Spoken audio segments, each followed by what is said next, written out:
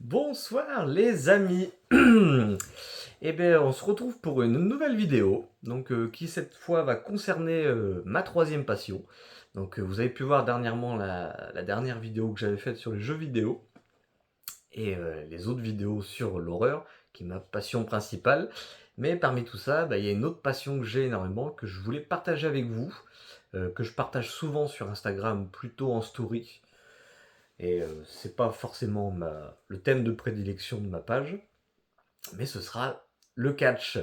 Voilà, le catch qui a été quelque chose de très très très important, qui m'a suivi toute ma vie, de tout bébé jusqu'à aujourd'hui. Et encore aujourd'hui, c'est toujours une passion, même si de bébé à adolescence, il y a une coupure. Voilà, quand j'étais bébé, je trouvais pas ça ouf. Enfin bébé, je parle 4-5 ans, voilà, je me disais c'est quoi ce truc ringard. Et pour vous dire d'ailleurs, mon premier souvenir, c'était le match Sting contre Vampiro. Voilà, pour ceux qui ont vu à la WCW, c'était mon premier souvenir d'enfance, mais à cette époque-là, ça ne me collait pas encore. Mais même si Sting Vampiro, ça parle déjà de mes passions horrifiques un petit peu. Et non, non, non, la passion est arrivée, c'était en 2006. Voilà, il y a presque 20 ans, et depuis, c'est quelque chose, pour moi, de très très important qui m'a suivi au collège, partout. C'était incroyable. Et donc, je vais décider du coup de cette vidéo. Je serai accompagné de mon ami Ric Flair, là, juste derrière, du regretté Bray Wyatt, The Fiend. Nous avons aussi Seth Rollins et André le Géant, que je vous montrerai peut-être un petit peu plus tard, un petit peu plus près. Voilà. J'ai beaucoup de collections après en tout ce qui est figurines, surtout de pop. Et voilà, je vais surtout aujourd'hui me concentrer principalement sur les DVD, vous montrer tous les DVD que j'ai eu durant toutes ces années. Et on commence avec The Best of saison 1 et 2 de Raw. Raw is War, et pas encore. C'était pas encore Raw is War, mais ouais, 93-94, un très très bon DVD, là, je trouve. On a des moments très sympas, comme les débuts de 1-2-3 Kid, qui bat Scott Hall, ça c'était quand même, on peut appeler aussi Razor Ramon. C'était Razor Ramon, là, officiellement, mais moi je l'appelle Scott Hall, il a changé de nom. Et voilà, on a vraiment les débuts de beaucoup de monde, donc c'est très très intéressant. Et les débuts de Doink, le clown, qui était un personnage que j'aimais beaucoup avec ses clowns miniatures qui sortaient sous le ring pour l'aider. Mais ouais, ça c'est déjà un beau DVD en plus, et beaucoup de contenu. Comme tous les DVD que je vais vous présenter, de toute façon il y a beaucoup beaucoup de contenu. On continue avec le meilleur des ladder match. Donc, ladder match, les matchs d'échelle. Une de mes stipulations préférées. Il y a beaucoup de matchs qui sont très intéressants dans ce DVD. Bon, évidemment, forcément, pour ceux qui me suivent sur Instagram, vous le savez déjà, mais je suis très très fan de Edge, qui est maintenant Adam Copeland, à l'AEW. Et j'ai suivi vraiment depuis 2006 toute sa carrière. Et puis bien sûr, j'ai vu tous ses autres matchs grâce aux DVD, aux plateformes de streaming. Mais voilà, donc dans ce DVD, pardon, je vais y arriver. Dans ce DVD, on va avoir beaucoup de. Donc tous les matchs d'échelle, alors, pas tous, mais les plus iconiques. Donc on pensera forcément à ceux avec Rob Van Dam. Il y a évidemment donc, les matchs avec Edge et Christian contre les Hardy, contre les Dudley Boys, voilà, qui sont des matchs cultes, qui sont même aujourd'hui, sont pas toujours égalables, tellement que le niveau était assez fou pour l'époque. On a évidemment le match, je crois qu'il y a celui de Edge contre Shawn Michaels à Raw, et un de mes préférés, c'était Edge contre Ric Flair. Alors, je crois qu'il était dedans. Mais voilà, il y a beaucoup de matchs. Évidemment, il y a aussi celui qui a fait monter Jeff Hardy face à l'Undertaker. Un très très beau match de l'échelle. Et celui-ci, pour moi, c'est un indispensable. On continue, évidemment. Bon, je vais le faire en double parce que là, ça pourrait être long sinon. Les deux DVD de Edge, un qui parle de sa vie et évidemment de tous les matchs qu'il a fait, pareil, des plus importants. Donc là, on va avoir les matchs Edge Undertaker en Hell in a Cell qui sont vraiment fous. Bon, il risque d'y avoir un petit peu de spoil sur les matchs, je vais être un petit peu obligé pour vous parler quand même. Donc oui, je parlais justement de Edge Undertaker Hell in a Cell, où la fameuse scène où Undertaker le jette d'une échelle dans la cage, et se retrouve, il passe à travers le ring, les flammes sortent, et a l'impression que Edge est parti en enfer. C'est des scènes là qu'on n'oublie pas. Donc dans ces DVD, il y aura Edge contre Ric Flair en TLC. Donc TLC, c'est table, échelle et chaise, pour ceux qui connaissent pas. Et donc, ouais, voilà, donc c'est quelqu'un voilà, que j'ai suivi depuis le début. Je vous en parlerai un petit peu plus en détail tout à l'heure des premiers matchs. Mais c'est quelqu'un, voilà, son personnage m'a beaucoup plu. À l'époque, il était accompagné de Lita, qui était sa femme. Et maintenant, il sort avec, enfin, il est marié même avec Beth Phoenix, sa femme. Et c'est vraiment un catcheur que j'ai suivi depuis le début, qui est incroyable, qui a surtout ce qui l'a révélé pour moi, c'est le jour où il est devenu méchant. Voilà, de passer en méchant, ça lui a donné vraiment une personnalité, un charisme incroyable. Et vous pouvez même le voir, je me suis même fait tatouer, je sais pas si on le voit bien, le Rated R Superstar. En petite étoile, c'était mon premier tatouage que je me suis fait, en hommage à lui. Et il s'est fait nommer comme ça suite à un petit moment à Raw, en fait, où ils ont fait une célébration sexuelle avec Lita. Évidemment, ils n'ont pas vraiment, voilà. Mais c'était quand même chouette hein, pour l'époque. C'est des choses qu'on peut plus voir maintenant, parce que voilà, sinon les femmes seraient vues comme des objets, des choses. Bon, voilà, après, c'est l'époque qui veut ça. Mais que voulez-vous? Alors, on va continuer avec Vengeance 2006. Vengeance 2006. Alors, il y avait beaucoup de combats plutôt sympas. Moi, je me souviens, voilà, de Rob Van Dam contre Edge pour le titre de la titre WWE, pardon, y arriver. Il y avait ça, il y avait DX contre Spirit Squad. Donc pour ceux qui connaissent DX, Triple H et Shawn Michaels, c'est deux icônes du catch qui sont qui sont incroyables, hein, qui ont une carrière folle. On avait John Cena contre Sabu dans un match bûcheron avec de Extreme Rules, qui était très sympa. On avait un Kane contre Faux Kane. Voilà, bon, ça c'est une rivalité qui n'a jamais vraiment abouti, c'est dommage parce que c'était sympa. Et on avait Ric Flair contre Mick Foley en un Night Quit match très très sanglant, malgré une fin plutôt moyenne, mais un très bon match, très bon contenu. Et ça, c'était le Vengeance 2006. Donc voilà, c'était vraiment ma première année où j'ai commencé le catch.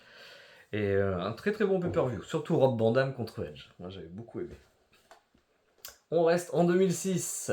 Judgment Day 2006, c'était le troisième pay-per-view que j'ai vu, si je ne dis pas de bêtises, c'était quatrième, pardon.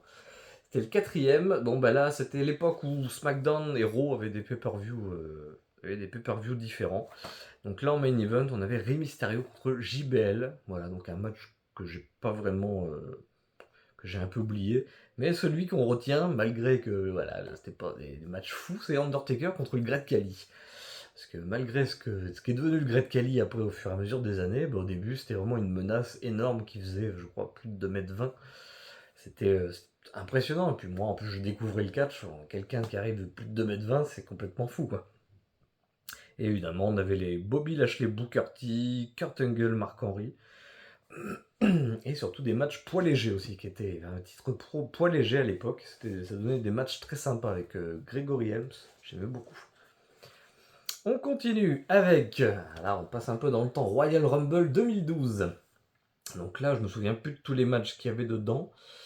Il y avait CM Punk contre Dolph Ziggler, un match que je me souvenais pas spécialement, mais qui doit être plutôt bien, vu les noms dessus en tout cas. Il y avait évidemment les Royal Rumble, donc si vous savez pas le Royal Rumble, c'est des superstars qui rentrent toutes les 1 minute 30, et le gagnant à la fin, il doit en rester qu'un, hein, du coup, il doit aller à WrestleMania, donc qui est le plus grand show de catch qui arrive chaque année, souvent à la période mars-avril. Et donc il a droit à un match de championnat à WrestleMania. Et donc forcément pour un catcheur, c'est plus qu'un prestige, c'est vraiment un rêve de gamin. Et en 2012, je sais plus qui avait gagné en 2012. Je me demande si c'était pas Sheamus ou Randy Orton, je sais plus. Mais en tout cas, ouais, les Royal Rumble, ça c'est toujours des sources sûres. Et pour les fans, on est toujours content d'avoir les retours surprises, voilà, des anciens. On peut avoir Hulk Hogan qui arrive d'un coup, 20 ans après. D'ailleurs, en parlant de Royal Rumble, je pense que ceux qui regarderont la vidéo ont suivi le dernier Royal Rumble. Sinon, attention, spoiler pour les prochaines secondes. J'aimerais savoir du coup ce que vous en avez pensé de ce Royal Rumble. Moi, je l'ai trouvé plutôt bien. mais pas aussi fou que ça aurait pu l'être. Alors on a eu de très bons matchs. On a eu Roman contre AJ Styles, contre LA Knight contre Randy Orton, qui était un très très bon match. On a eu un Royal Rumble féminin, puisque ce n'est pas réservé aux hommes aujourd'hui. On a eu un Royal Rumble féminin plutôt qualitatif, avec un début de Jet Cargill, qui était assez impressionnant face à Nia Jax, et Bianca Belair surtout. Et on a eu aussi Logan Paul, Kevin Owens, qui était plutôt correct, malgré une fin un peu décevante forcément. Et on a eu le Royal Rumble masculin qui va nous voir Cody Rhodes face à Roman Reigns pour la seconde fois à WrestleMania 40. Et je pense que l'histoire va être écrite pour lui, je l'espère.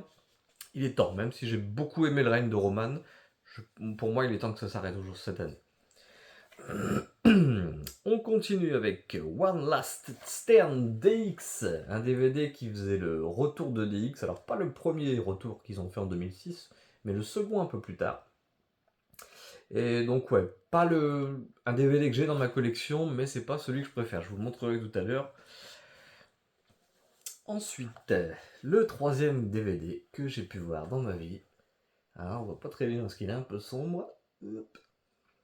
No Way Out 2006, voilà, où on avait, je me souviens très très bien du match Kurt Angle Undertaker qui était techniquement vraiment fou, et on avait surtout Rey Mysterio aussi, Randy Orton, un très très bon match entre les deux. De toute façon voilà, Edge, je parlais de Edge tout à l'heure, mais Randy Orton est second dans ma liste.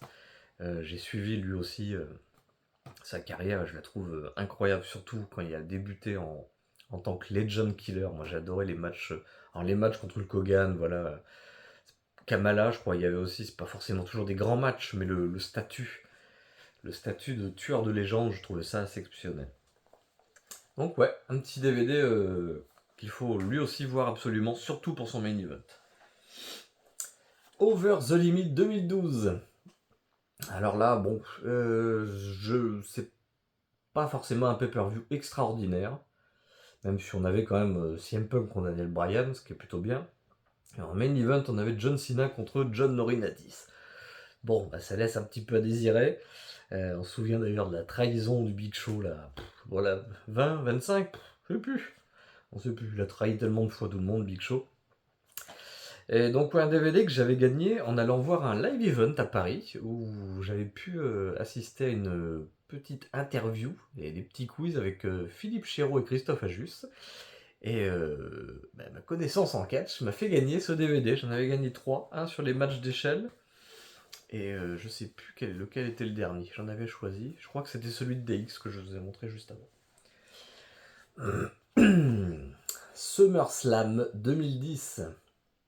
Bon, c'était un bon pay-per-view celui-ci. Je me souviens qu'on avait un Dolph Ziggler Kofi Kingston qui était très très sympa.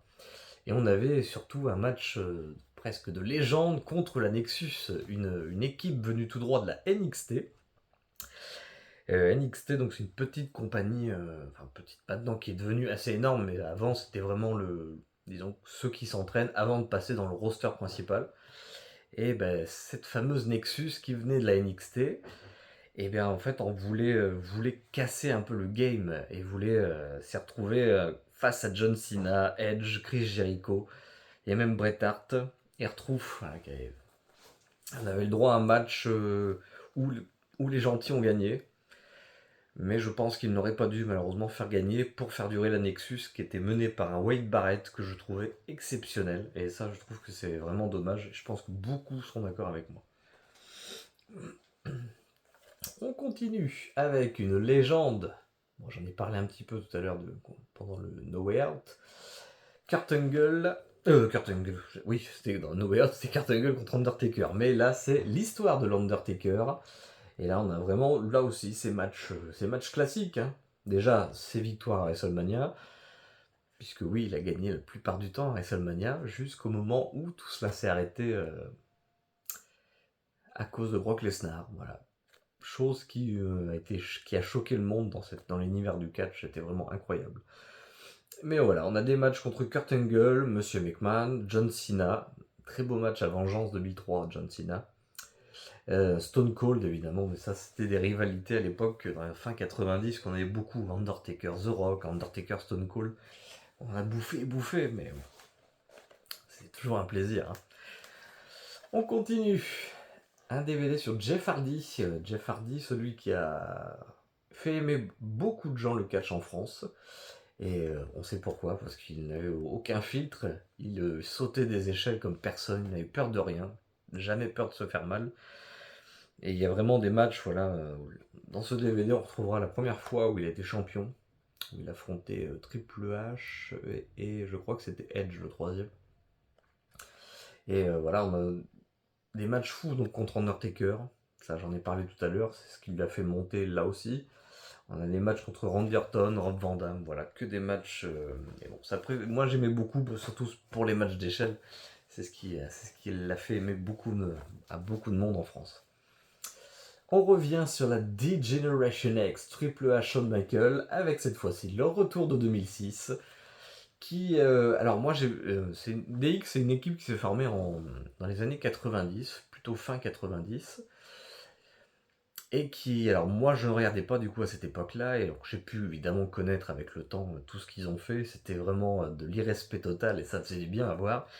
Et là ils sont revenus du coup en 2006, se sont reformés, après plusieurs années, puisque Shawn Michaels fin 90 a dû lâcher le catch, suite à une blessure dans un casquette match contre l'Undertaker, il ne devait jamais revenir, et finalement voilà, il est revenu, je crois que c'était en 2002, et on a eu une belle rivalité avec Triple H, mais quelques années après, ils se sont reformés et ont formé le DX. Alors le DX un petit peu PG-era, hein, c'est moi. C'était plutôt drôle. Enfin, quand on a connu ça à l'époque, c'était complètement fou. C'était vraiment drôle. On a eu des matchs alors incroyables, pas forcément. On a eu une rivalité avec le Mr. McMahon, le président de la compagnie, anciennement, puisque maintenant il ne l'est plus. C'est Triple H qui a repris la compagnie. Et heureusement, apparemment aux dernières fuites qu'on a eues. Et donc on avait une super rivalité avec le président qui était très drôle chaque semaine. On ne pouvait pas rater un WWE Raw. C'était fou. On était obligé de voir, on se disait qu'est-ce que DX va encore leur faire subir quoi. Et on a eu aussi une rivalité contre Edge et Randy Orton qui s'étaient formés en équipe, qui formait la Rated RKO, qui était une de mes équipes préférées. Ce qui est normal puisque les deux étaient ensemble, Edge et Randy Orton. Et vraiment un DVD super cool qu'il faut avoir absolument, surtout si on a connu, parce que ça ramène des souvenirs fous. On continue avec The Best in the World, CM Punk, un DVD que j'aime beaucoup, parce que j'ai beaucoup suivi la carrière de CM Punk depuis le début. Il avait commencé à la EC qui était une compagnie que Paul Heyman avait créée à l'époque, qui faisait que des matchs extrêmes, mais après qui a beaucoup changé suite au rachat par le président. Voilà, il a voulu en faire quelque chose de plus correct, on va dire. C'est dommage. Mais en tout cas, voilà, CM Punk a débuté à la ECW. Et on a eu droit après à des moments iconiques. Donc à son règne de... Je sais plus combien de jours exactement. Plus d'un an largement, c'est sûr. Je crois que c'était presque au moins 400 jours. C'était plus d'un an en tout cas, c'est certain. J'arrive plus à me rappeler le nombre exact. Mais on a quand même des moments iconiques dedans, notamment le match à Money in the Bank 2011 contre John Cena, où CM Punk n'a plus de contrat à la WWE et gagne le titre et s'enfuit avec. Et en plus, il postait même la photo où il avait mis sa ceinture dans le frigo, enfin, c'était complètement fou. Jusqu'au jour où il a quand même décidé de revenir avec sa fameuse musique maintenant iconique, le Cult of Personality. Donc ouais, des très très très bons matchs. Après CM Punk n'est pas mon catcheur préféré, mais il y a quand même des matchs, il faut avouer, qui sont complètement fous. Celui contre John Cena que je vous parlais là est incroyable et il fait partie de beaucoup de matchs qu'il y a dans ce DVD. Il y en a d'autres qui sont évidemment très bons, notamment contre John Morrison à la ECW. J'en passe quoi, mais... Et voilà, donc du coup, et voilà, je vais y arriver, voilà, je voulais en venir, c'est que du coup, le mois dernier, CM Punk est revenu. Après 10 ans, il a décidé de revenir. Alors il y a eu beaucoup de problèmes, ça, je ne vais pas tout vous détailler, ça serait un petit peu long. CM Punk est revenu, et comme contre toute attente, n'a pas gagné le Royal Rumble cette année. Même si on suppose qu'il va quand même aller affronter Seth Rollins à WrestleMania. Croise les doigts en tout cas, ça pourrait faire un très très bon match, surtout avec la rivalité surtout avec les promos qui peuvent être proposés. Ça peut être très intéressant, même si on en a eu une petite idée.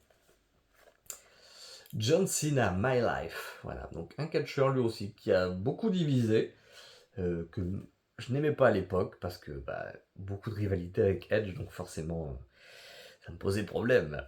Mais il faut bien reconnaître que c'est aujourd'hui une légende et quelqu'un qui a eu des très très grands matchs. On pense en Triple H, Shawn Michaels, les WrestleMania contre le Big Show. On a eu John Cena JBL, ces matchs de WrestleMania iconiques. On a eu Big Show et Edge en même temps, je me souviens aussi. Bon, il y a de très très très bons matchs. John Cena est un très bon lutteur, ça il n'y a pas à douter. Et donc là-dedans, on peut retrouver his life, quoi, toute sa vie. Et un petit documentaire et des matchs classiques. Allez, on avance un petit peu avec SummerSlam 2006, le plus gros show de l'été, le second plus gros show après WrestleMania. En fait, il y a 4 Big Four à l'année, c'est Royal Rumble, WrestleMania, SummerSlam et les Survivor Series. Donc celui-ci, pour moi, un des plus importants après WrestleMania, même si le Royal Rumble l'est aussi en termes de... Pas forcément, alors pas en termes de qualité de combat, parce que les Royal Rumble, alors c'est super, les retours, voilà. Mais en qualité de match, c'est pas toujours ouf, il faut bien l'avouer. Mais on revient sur SummerSlam, je ne m'étends pas. Et on avait Edge contre John Cena. Très très bon match, moi que j'avais beaucoup aimé, où John Cena combattait dans sa ville natale et a perdu face à Edge grâce à l'aide de Lita, donc son ex-femme, grâce à un point américain caché que l'arbitre n'a pas vu. C'était un match très sympa. On avait Randy Orton contre Hulk Hogan, donc Legend Killer. On avait Big Show contre Sabu dans un match pour la titre ECW, qui était plutôt sympa lui aussi. On avait dans l'ouverture Rey Mysterio Chavo Guerrero, qui était un bon match. Et on avait DX contre Monsieur McMahon et Shane McMahon. Ça aussi, c'est un petit match plutôt sympa. Mais un très bon SummerSlam, le 2006. On continue avec ECW One Night Stand. Voilà, un des premiers lui aussi que j'ai pu voir. De toute façon, en 2006, voilà, c'est toujours les premiers. Mais ce n'est pas le premier, j'en reviendrai tout à l'heure. Là, c'était pour moi le premier show ECW que je voyais de ma vie et que j'ai trouvé incroyable. Il y avait des combats fous. Je pense notamment à Balls Mahoney contre Masato Tanaka. C'était un très très bon match. On avait Tommy Dreamer et Terry Funk, accompagnés de Beulah. C'était un match 3 contre 3 contre Mick Foley, Edge et Lita, un match extrême qui était vraiment super, avec du barbelé, du sang, moi, c'est ce que j'adorais. Et en main event, on avait un John Cena Rob Van Dam complètement fou, où John Cena a balancé son t-shirt dans la foule, mais sauf que tout le monde lui a redonné toute la soirée. Il s'est fait huer. La foule était à 100% derrière Rob Van Dam qui était l'icône de la CW. Et là, on avait vraiment un public vraiment différent de ce que peut avoir la WWE. C'était vraiment un public hostile qui aime le catch, mais le catch hardcore. Et ça donne un show à voir absolument. New Year's Revolution 2007. Pas trop de souvenirs de celui-là, mis à part que je me souviens qu'il y a un John Cena Umaga dedans, pour le titre WWE, qui était plutôt bien. Et on avait un Rated RKO contre DX, qui malheureusement c'est plutôt mal fini pour DX, car Triple H a eu une blessure, je crois que c'était au genou, et du coup ça donnait une fin de match un petit peu bâclée, mais c'est pas de leur faute. On continue. Randy Orton, évidemment, forcément il fallait que j'ai un DVD de lui, avec l'intégrale de ses matchs, donc ce que je vous disais tout à l'heure, les matchs Legend Killer, ces phases de méchants, où il a affronté John Cena, je sais pas, peut-être... alors il n'y a pas tous les affrontements avec John Cena dedans, évidemment. Tous les matchs que je parle ne sont peut-être pas forcément dans le DVD, mais j'essaie de me souvenir des plus classiques, en tout cas. Et je pense qu'à 80% ils y sont, en tout cas. On se souvient évidemment du match, donc il y a eu beaucoup de matchs, Undertaker, oui, il y a eu un match avec Mick Foley, en match hardcore, un très très bon match, qui je pense a propulsé Randy Orton grâce à Mick Foley, je pense que ça l'a beaucoup aidé. Mais vous pouvez retrouver dans ce DVD un très très bon match, mais il faut aimer Randy Orton évidemment. On continue avec le 10e anniversaire best-of de SmackDown. Donc SmackDown, c'est une la même compagnie que dans la WWE. Il y a 2 shows, Raw le lundi soir et SmackDown qui a bougé. Après il y a eu le jeudi, il y a eu le vendredi, ça a beaucoup bougé. Maintenant c'est Friday Night, mais et là on retrouve de grands moments dans ce best-of. Évidemment le mariage de Edge avec Vicky Guerrero qui était complètement fou. Les victoires de Edge et Hulk Hogan aussi, on se souvient très bien, qui ont gagné leur titre en équipe ensemble. On a évidemment Edge contre Eddie Guerrero. Je me souviens beaucoup de Edge, je suis désolé, hein.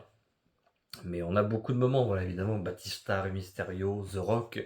On a tous les moments iconiques de SmackDown. On continue John Cena Experience, on continue toujours avec quelques matchs, donc toujours pareil, Shawn Michaels, The Miz. C'était de bons matchs, mais lui aussi un très bon DVD. Après, il n'y en a aucun forcément de mauvais par le Over the Limit que je vous parlais tout à l'heure. Quand on est fan de catch, on aime à peu près tout. WrestleMania 2000, voilà un des meilleurs WrestleMania. Hein. On avait un main event fou, quoi. Triple H, Mick Foley, Big Show, The Rock, un Fatal 4-Way. Élimination, c'était complètement fou. On avait le match de l'échelle entre les Dudley, Edge, Christian et les Hardy Boys, qui était vraiment lui aussi incroyable, qui est un des meilleurs, je pense. Et ça, c'est un WrestleMania, le 2000, c'était vraiment chouette. On continue, Armageddon 2006, donc là, côté SmackDown. En main event, nous avions Batista et John Cena contre Booker T et Finlay. Voilà, bon, un main event par équipe, moi, c'est pas forcément ce que j'aime. Moi, préfère le 1 contre 1. On avait un match Inferno, donc où le but est d'enflammer son adversaire, entre Kane et MVP. Et on avait un Last Ride match, Undertaker contre Kennedy. Last Ride, je crois que c'était le but de le mettre dans un... qu'on appelle ça. En fait, il faut l'enfermer dans une voiture, une espèce de corbillard, voilà. Et le gagnant, c'est celui qui enferme l'autre. Donc un petit pay-per-view sympa, pas un classique à voir absolument. WrestleMania 23, donc le second WrestleMania que j'ai pu voir dans ma vie, parce que j'ai commencé avec le 22.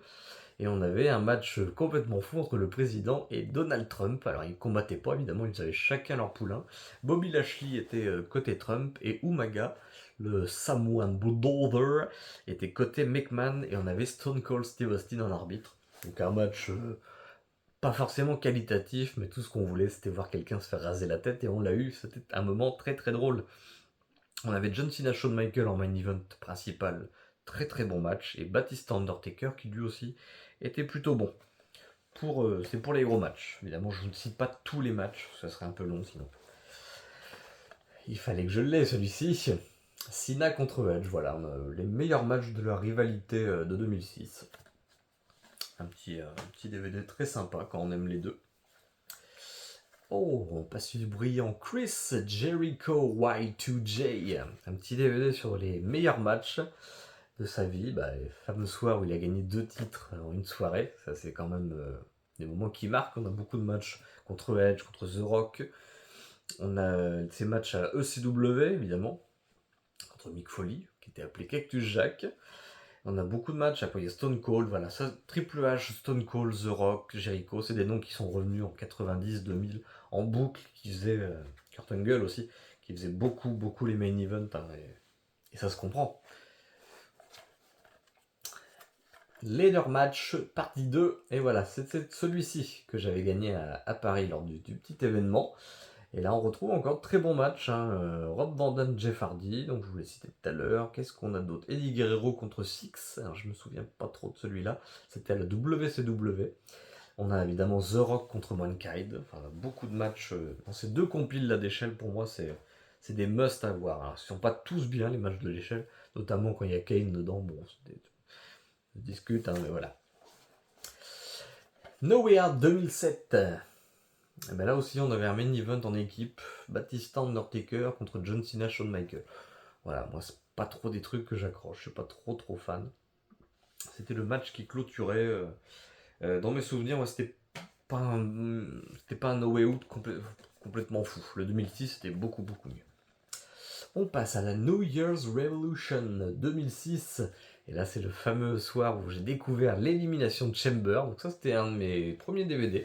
Là, on est sur le 2 ou 3e, celui-ci. Et j'ai découvert l'Elimination Chamber où 6 personnes sont dans une cage et sortent toutes les 5 minutes, je crois, si je dis pas de bêtises. Et à la fin, il ne doit en rester qu'un. Et à la fin de celui-ci, c'était John Cena qui survivait à tout ça.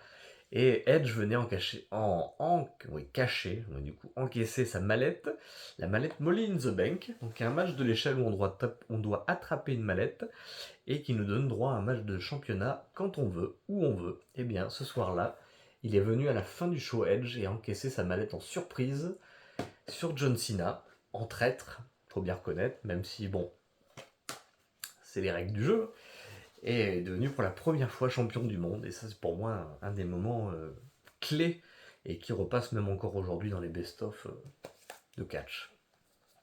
Cyber Sunday 2006, la soirée où c'est nous qui votions les matchs, je pense en tout cas.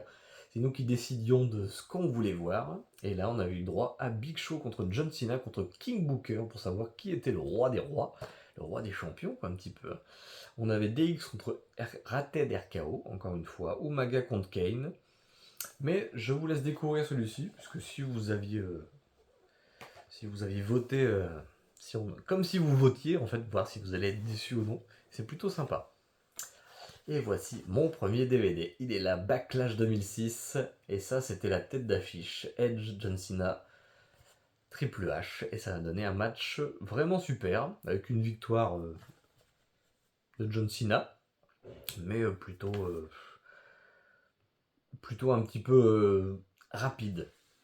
Mais ça reste une victoire et ça donne un match complètement fou. Moi j'ai trouvé, on se rappelle du visage de Triple H en sang pendant que John Cena lui porte son STFU, c'est incroyable.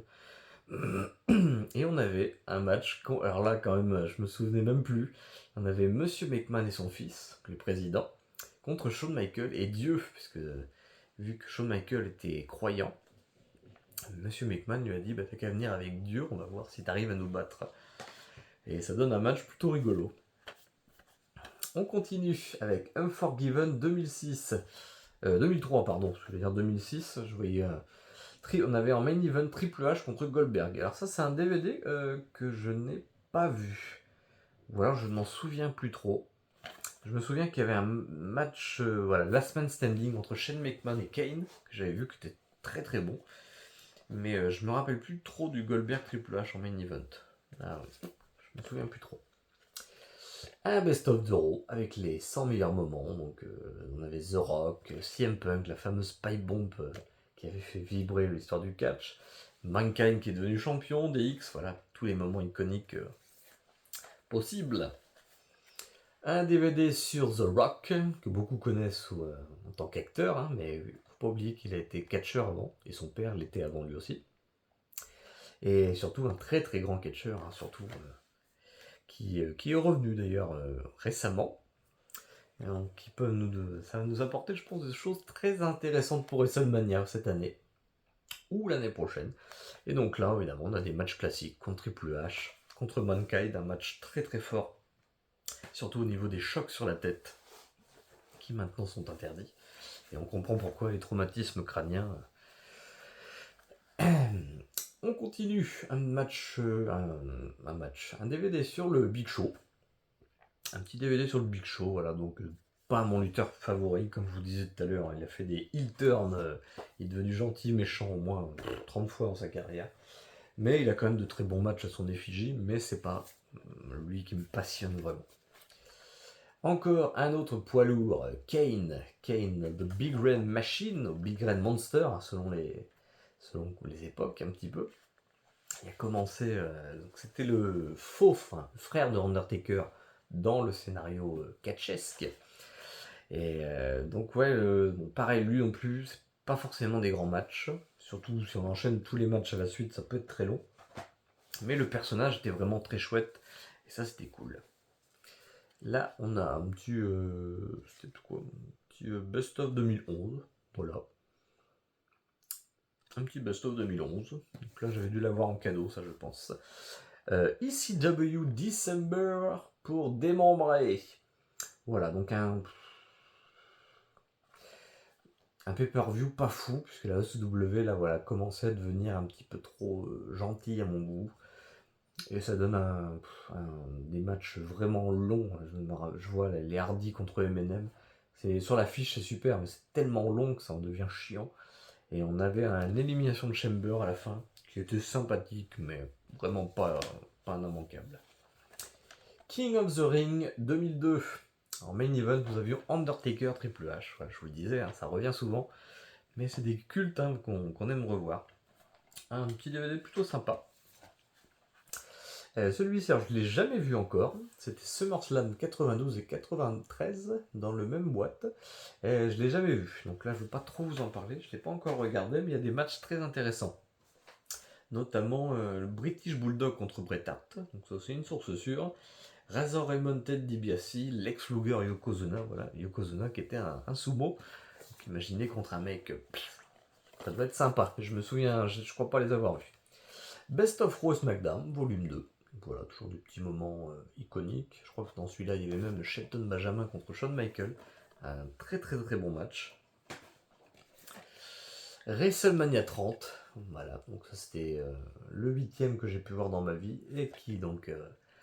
la streak de l'Undertaker, son invincibilité s'est arrêtée ce soir-là, face à Brock Lesnar, sous le choc de tout le monde. Et un très très belle année pour le catch. On avait notamment un main event entre Bryan Batista et Triple H qui avait une belle construction les semaines passées et c'était vraiment super. Le best of WCW, voilà donc c'est pas trop voilà. Moi celui-là je crois que je ne l'ai même pas vu encore. Voilà, c'était pas j'ai jamais été un grand fan de la WCW, mais peut-être qu'en regardant quelques matchs ça pourrait changer. One Night Stand 2007, où Vince McMahon, le président, était champion OCW, donc triste année hein, quand même. On avait un John Cena Great Khali, un False Count Anywhere, que tomber, en fait, un False Count Anywhere, le tomber peut se faire n'importe où, même dehors, même devant chez vous. Hein. Un tombé, un arbitre, 1, 2, 3, ça y va. Et on avait Edge Batista, un petit match, je crois que c'était celui-là, un match en cage, voilà, qui était plutôt correct, mais Batista Edge, c'était pas les meilleurs matchs qu'on ait pu voir. Un petit DVD sur Triple H et ses meilleurs matchs. Donc là, il paraît, il y a beaucoup, hein, John Cena, Batista. Il y a beaucoup de bons matchs de Triple H. Celui-ci, pas encore vu non plus. Un des meilleurs catcheurs en soumission, Bret Hart. Je pense qu'il doit être très très sympa, mais je manque un peu de contenu sur lui. Pourtant, j'aime beaucoup ses matchs, j'en ai vu pas mal, mais peut-être qu'ils sont déjà dedans. Un petit DVD sur Shawn Michaels, qui contenait des matchs, peut-être pas les meilleurs. Voilà, on avait contre Mankind, Hell in a Cell contre Undertaker, donc le premier Hell in a Cell de l'histoire quand même. Et on avait contre Razor Ramon, un match d'échelle, qui était très bien à WrestleMania 10. Bon, un petit DVD, ma collection que je suis bien content d'avoir. Un best-of Raw et SmackDown, on continue toujours. Hop, on arrive bientôt à la fin. Un DVD sur un de mes catcheurs de l'époque, lui aussi favori, qui était contre l'autorité et ça donnait des moments complètement fous. Stone Cold Steve Austin. Un best-of de Shawn Michaels, un peu plus complet sur sa vie et sur ses grands matchs. L'histoire de WrestleMania, que je n'ai pas encore vu lui aussi, qui pourtant doit être très très intéressant.